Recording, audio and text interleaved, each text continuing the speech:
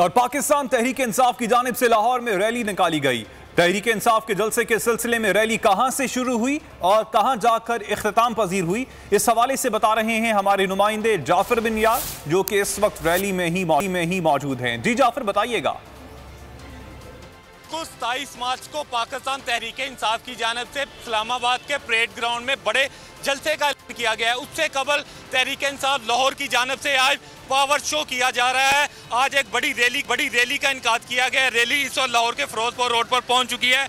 मेरे कैमरामैन रियाज आपको दिखा रहे हैं कि रैली जो है जे रोड से शुरू हुई थी, पाकिस्तान जो तहरीक इंसाफ का, वहाँ से ये केनाल रोड पर पहुंची है। अब केनाल रोड से लाहौर के फिरोजपुर रोड पर पहुंच चुकी है। कारकुनान की बहुत बड़ी तादाद इस रैली में है और पूरे आज लाहौर में जो इमरान खान के हक में बैनर लगाए गए हैं और ये बैनर पर लिखा गया है कि इमरान खान पाकिस्तान को बचाएगा।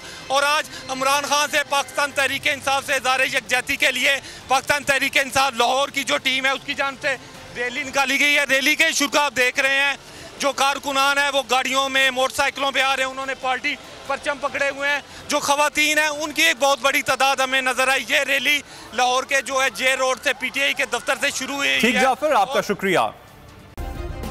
सब्सक्राइब करें और बेल दबाएं ताकि कोई खबर रह न जाए।